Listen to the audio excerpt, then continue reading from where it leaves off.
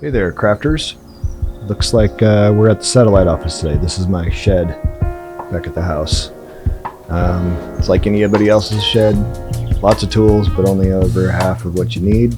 And we're going to get started with a little project here. Given I have a bad shoulder, I'm going to restore a humidor. It's more of a cigar box. It was my great-grandfather's, and my dad inherited it, turned it into a jewelry box. I'm going to try to refinish it. I'm not going to reshape it. I'm not going to retool anything. I'm literally just going to refinish it. I'm going to take off the dark and add on a new stain. So the first thing I'm going to do is pull off little plaques, all the hardware. Interestingly enough, my grandfather's name was George Anton Beck. My name is Gregory Anton Beck, so that works.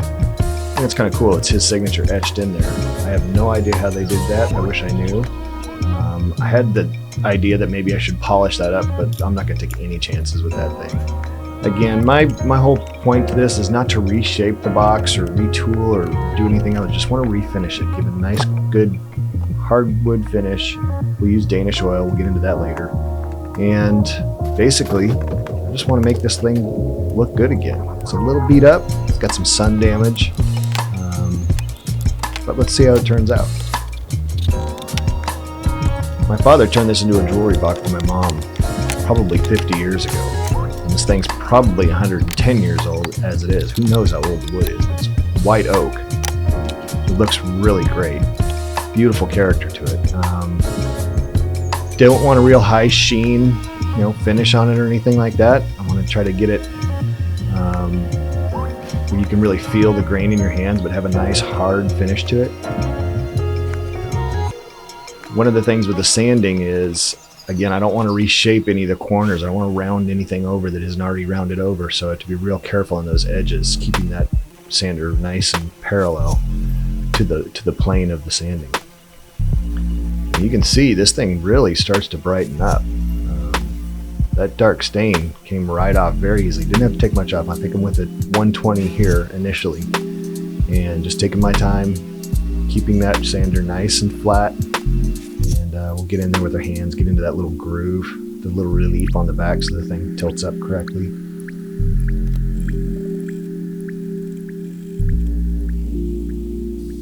Look at there, how bright that is. Really pretty wood underneath there. Even sounds good.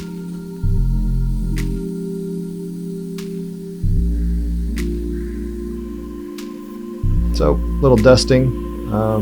No, I'm probably not wearing a respirator, probably should.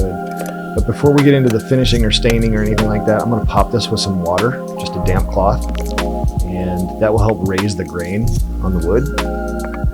Pull it up, let it dry for probably a good hour. There you can see, nice and dry. And one more sanding, because now that you've got that grain raised, you can just pull it down, and this thing is smooth as all get out. It's really fantastic. The wood reacts perfectly. Gotta love working with old wood. I'll let the pictures speak for themselves here.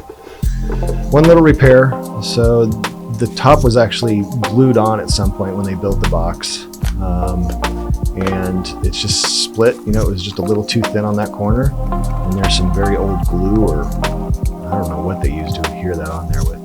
But I'm just very carefully pulling off all the lumpy old crusty stuff, and we'll put some wood finish on there, some wood filler. I'm trying not to spend too much money on this. That's the whole point of doing these projects, and found this bottle, it kind of had it. So cut it open. It was still soft, and that's actually ideal for this, so I can really work it into there.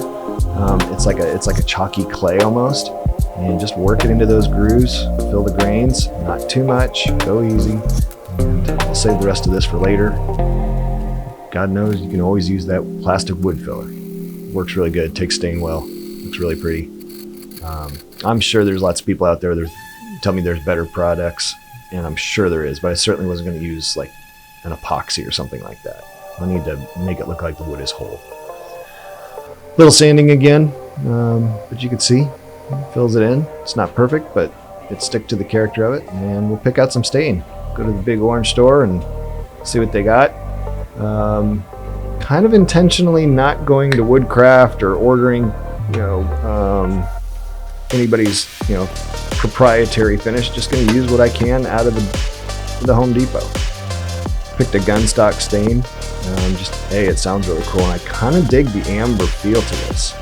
I do not endorse drinking, but I do enjoy a bourbon, and this has a real bourbon feel to it. And where this is going to sit is in our living room. It's going to hold my pipes. I don't endorse smoking, but if you do, smoke a pipe and keep it in a cool box like this with some history. This is definitely an heirloom piece, and hence the reason I'm trying to maintain the integrity of what it is and not change it, not modernize it. Anyway, I couldn't have been happier with the selection. You can tell the color is really pretty. Really brings out the highlights and the lowlights. And with staining, you're going to want that stuff to really soak in. I'm using a brush, despite what people tell me is use rags or a staining cloth or something like that. But I really like the way the bristles get into that.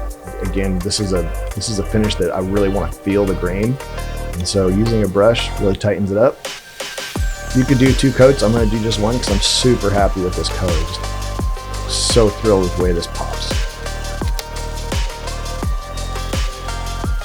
Wipe off the excess when you're done. Let it sit for 5 minutes or so. Wipe off the excess. Get it nice and covered over. Let that thing dry for about 2 hours, and then we'll do our first coat of finish. Using a Danish oil. Again, this gets into the grains and starts to harden. It takes about 8 hours between coats. But here again, we're trying to protect this thing and maintain the integrity of what this piece is.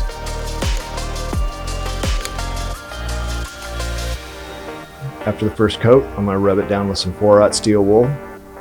You're essentially trying to take off that first layer of sheen, and then you go do another coat. And we're going to do probably, I think I did 3 coats. Yeah, I did 3 coats. Let it sit 8 hours, come back, rub it down with the steel wool, and then hit it again with the oil. You have to be patient with these things. It's not my strong suit, but it really does pay off. You can see that sheen starting to build up. It won't be that shiny once it dries. Even after the last coat, it won't be quite that shiny. You really want the grain to stand on its own, but this can take a ding or 2 and probably not feel it. That's really going to harden the wood.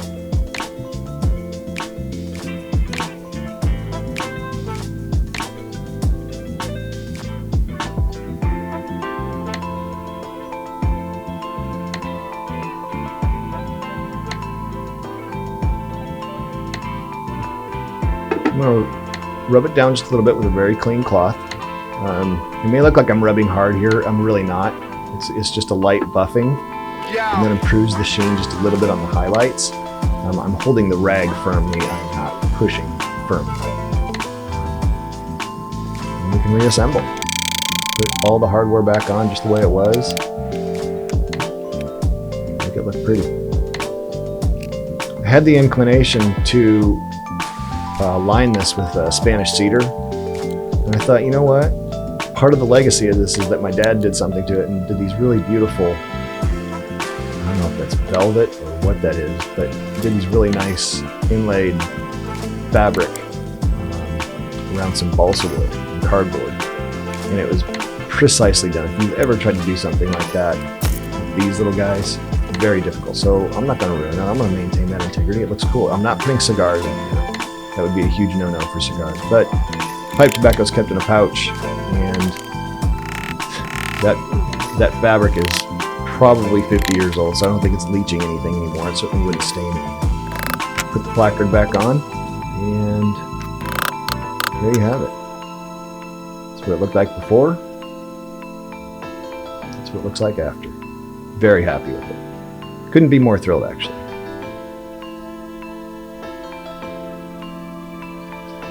If you have any comments, anything like that you'd like to share, I would love to hear it. I'm sure that you'll have some corrections for me, and that's fine.